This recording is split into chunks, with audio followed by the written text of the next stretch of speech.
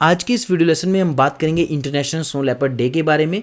साथ ही साथ इस वीडियो लेसन में हम समझेंगे कि स्नो लेपर्ड्स की क्या क्या कैरेक्टरिस्टिक्स होती हैं।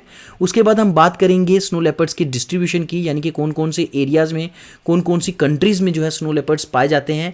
फिर हम उसकी पॉपुलेशन की बात करेंगे। फिर उसके बाद हम बात करेंगे ऐसे कौन से थ्रेट्स हैं जो स्नो लेपर्ड्स को फेस करने पड़ रहे हैं, जिनकी वजह से उनकी जो पॉपुलेशन है वो डिक्लाइन होती जा रही है। और लास्ट में हम बात करेंगे ऐसे कौन से इंटरनेशनल और कौन से नेशनल एफर्ट्स हैं जिनके थ्रू जो है स्नो लेपर्ड की पॉपुलेशन को प्रोटेक्ट और कंजर्व करने की कोशिश की जा रही है। तो सबसे पहले हम बात करते हैं इंटरनेशनल स्नो लेपर्ड डे की, जो कि एक एनुअल इवेंट है और हर साल 23 अक्टूबर को जो है सेलिब्रेट या ऑर्गेनाइज किया जाता है। और बात करें ये जो इंटरनेशनल स्नो लेपर्ड डे है, ये फर्स्ट टाइम 23 अक्टूबर 2014 को ऑर्गेनाइज किया गया था, सेलिब्रेट किया गया था। और हर साल इंटरनेशनल स्नो लेपर्ड डे की थीम होती है, और इस साल की जो थीम है 2024 की जो थीम है वो है safeguarding snow leopard habitats for future generations. और जैसा कि मैंने आपको बताया कि फर्स्ट टाइम जो है इंटरनेशनल स्नो लेपर्ड डे जो है सेलिब्रेट किया गया था अक्टूबर 23, 2013 को, और ये जो है सेलिब्रेट किया गया था किर्गिस्तान की कैपिटल बिश्केक में।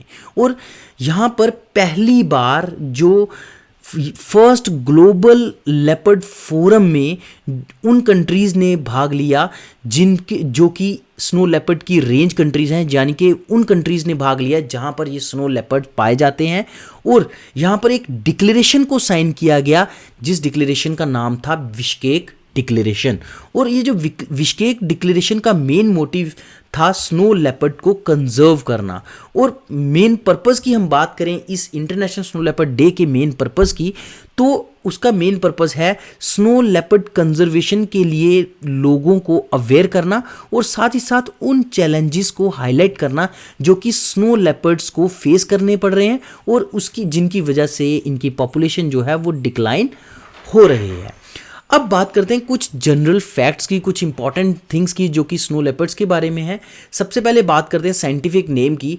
तो स्नो लेपर्ड्स का साइंटिफिक नेम है पैंथेरा अंसिया।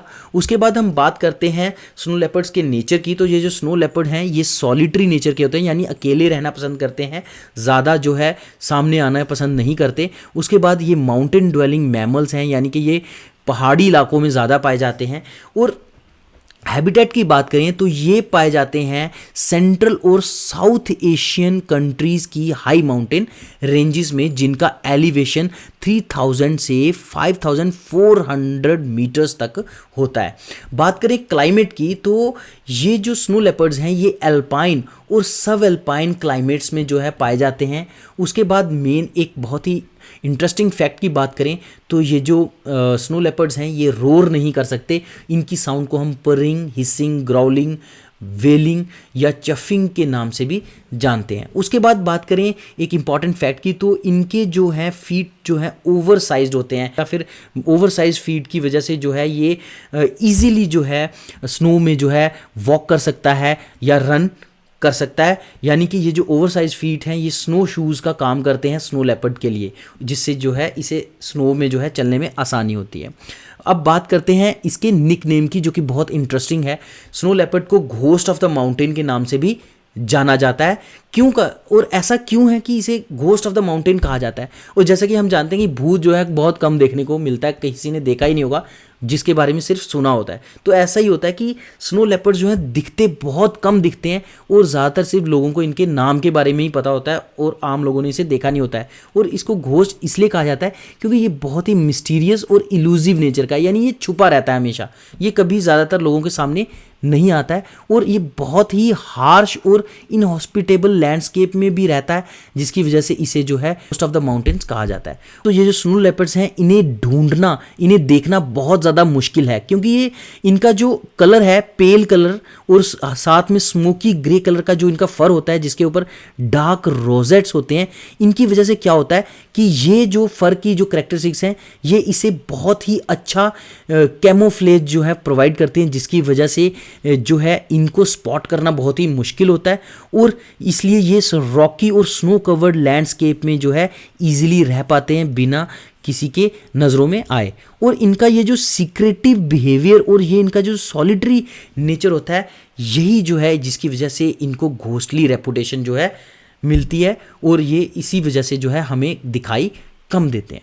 अब नेक्स्ट बात करते हैं उन कंट्रीज़ की जहाँ पर ये जो स्नो लेपर्ड है पाया जाता है, और ये टोटल 12 कंट्रीज़ हैं जहाँ पर स्नो लेपर्ड पाया जाता है, जैसे कि Afghanistan, Bhutan, China, India, Kazakhstan, Kyrgyzstan, Mongolia, Nepal, Pakistan, Russia, Tajikistan और उज़्बेकिस्तान। इन कंट्रीज़ में जो है स्नो लेपर्ड पाया जाता है। और स्नो लेपर्ड की पॉपुलेशन की बात करें तो लेटेस्ट जो एस्टिमेट है उसके अकॉर्डिंग जो है 4000 से 6500 जो है स्नो लेपर्ड की पॉपुलेशन है पूरे वर्ल्ड वाइड। और उसके बाद हम बात करें तो इंडिया की, तो इंडिया में हाल ही में जनवरी 2024 में जो एक रिपोर्ट पब्लिश हुई है जिसका नाम है snow leopard population assessment in India, उसके अकॉर्डिंग इंडिया में जो है 718 इंडिविजुअल्स जो हैं स्नो लेपर्ड के हैं इस टाइम एट प्रेजेंट।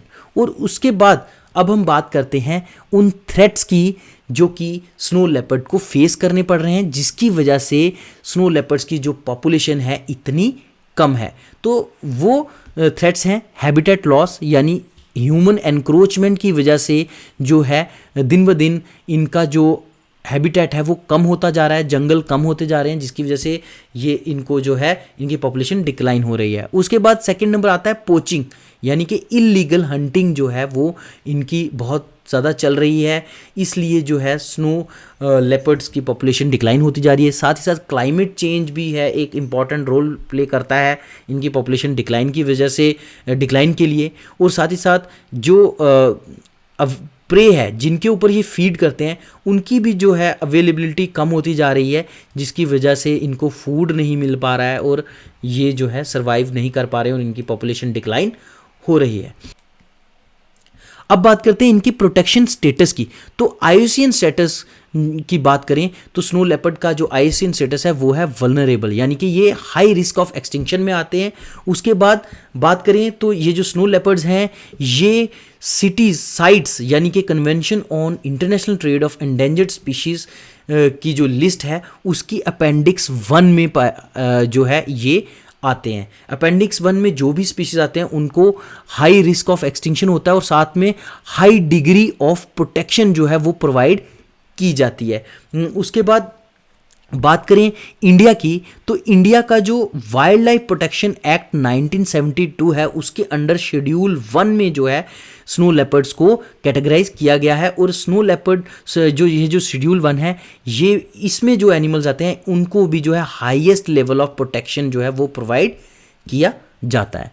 अब नेक्स्ट बात करते हैं कंजर्वेशन एफर्ट्स की जो कि स्नो लेपर्ड्स को प्रोटेक्ट करने के लिए उठाए जा रहे हैं। सबसे पहले ग्लोबल एफर्ट की बात करें तो उसका नाम है global snow leopard and ecosystem protection program, जो कि एक सिग्निफिकेंट इंटरनेशनल इनिशिएटिव है इन स्नो लेपर्ड्स को प्रोटेक्ट करने के लिए।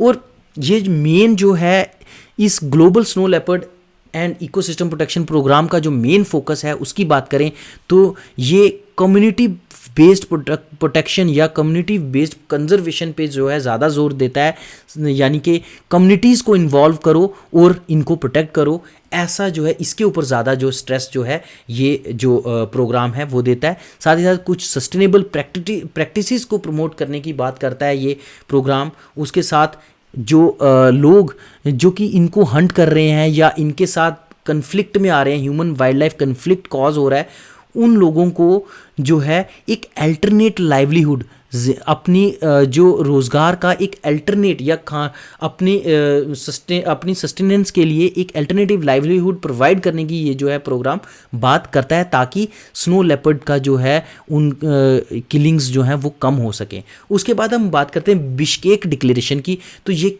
लगभग 12 कंट्रीज़ जिनका नाम मैंने आपको बताया उन्होंने 2013 में ये साइन किया था और इसका मेन एम यही था कि ये जो स्नो लेपर्ड की स्पीशीज़ हैं इनका लॉन्ग टर्म सर्वाइवल को इंश्योर करना और साथ ही साथ कोलैबोरेटिव कंजर्वेशन को बढ़ाना। साथ में अब नेक्स्ट जो है इंडिया का एक प्रोजेक्ट है, प्रोजेक्ट स्नो लेपर्ड, जो कि एक नेशनल लेवल प्रोजेक्ट है, जो कि मिनिस्ट्री ऑफ इन्वायरमेंट, फॉरेस्ट और क्लाइमेट चेंज ने लॉन्च किया था 2009 में। और इसमें भी जो है जो वाइल्ड लाइफ पॉपुलेशन हैं जो हाई एल्टीट्यूड में रहती हैं, जैसे कि स्नो लेपर्ड हो गया, इन्हें प्रोटेक्ट करने की बात की गई थी।